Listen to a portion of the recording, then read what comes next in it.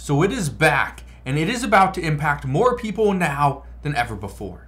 And you're probably thinking, what's back? What's here? Well, that's what I'm going to address in today's video. All I ask is if you enjoy these daily updates, do me a favor, go ahead and hit that like button. Let's get right down to it. What's back? What is happening in just 3 days? Technically, it's about 2 days away. What we are about to see is a new CPI report. In this new CPI report, according to many economists, we are expecting to see a reintroduction of inflation. Yeah, we're not going to see disinflation where it goes from 3% down to maybe 2.5%. According to many, we are actually going to see a reintroduction of inflation. Here's what some are saying. They are saying that they're worried about energy prices. They're worried about food.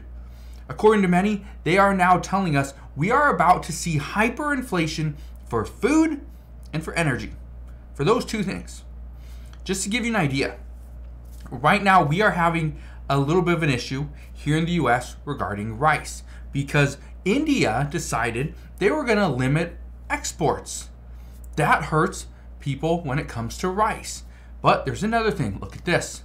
It says US gas prices are surging to their highest level since October 22, and economists are warning of an inflation smile because inflation's coming down and it's going to go back up and create a little bit of a smile.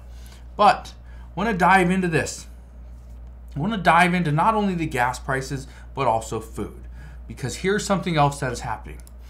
One thing that's going on right now is we are starting to see more companies, Tyson Foods being one of them, that is actually going to be shutting down 4 plants. Within the first quarter of 2024, Tyson is going to shut down 4 plants. By shutting down those 4 plants, it's going to make Tyson more profitable. They're going to get rid of the less productive plants. They're going to shift some of those employees and those workers over to a different plant, and hopefully they can make more money. In the meantime, they're actually going to start reducing what they are doing there. Now, you probably think, well, that's good though if they make more money. Well, yes and no. If the company makes more money, that's great. They will stay in business. But the problem is, in the meantime, there's going to be a little bit of an issue.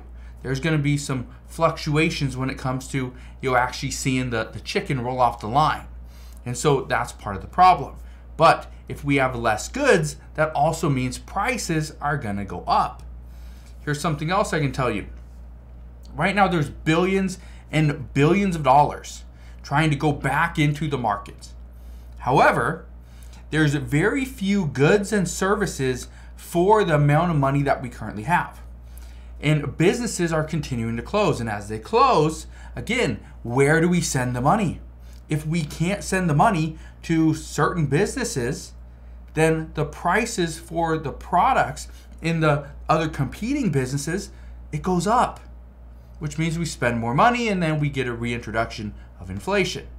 So again, part of a problem. The other thing, and this is a massive issue. Look at this. It says US consumer credit rises, driven by a surge in non-revolving debt. What does that mean? Well, here's what we know. Over the past few years, we have purchased cars, we purchased furniture and homes and so much more. And food prices have shot up lately because we're not spending money on cars and furniture and homes and big vacations and stuff like that. Or are we? Well, let's look into this. Let's look into this one right here. It says right here, U.S. consumer borrowing increased in June by more than forecast on the biggest gain in non-revolving credit in 8 months. It says down here, total credit rose by $17.8 billion on the heels of the smallest monthly increase since 2020 in the prior period. Federal Reserve data showed on Monday.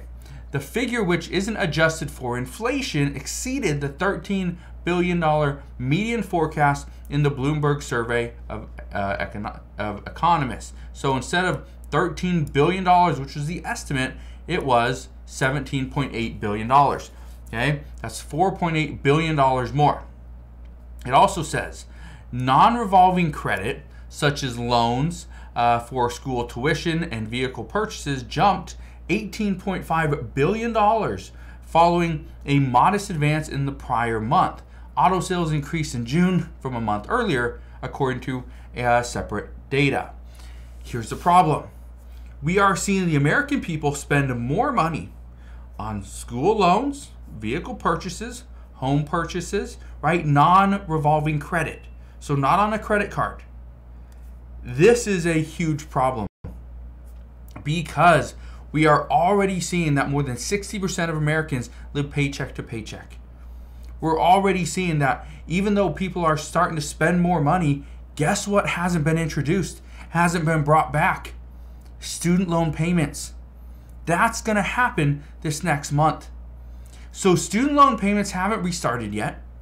And already we're seeing non-revolving credit jump by $18 billion since last month.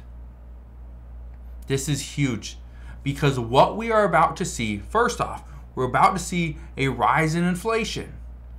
But the other thing is we're seeing a rise in credit, in debt.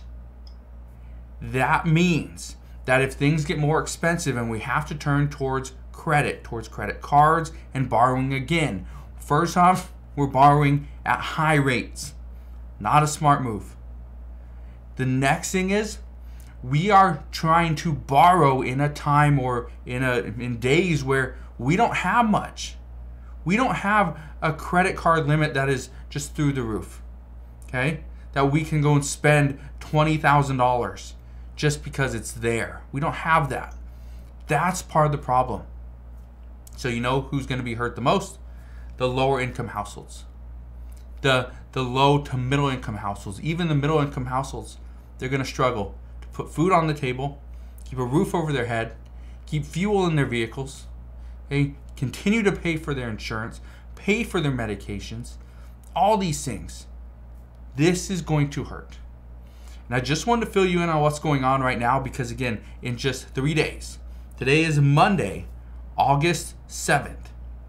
On Wednesday, August 10th.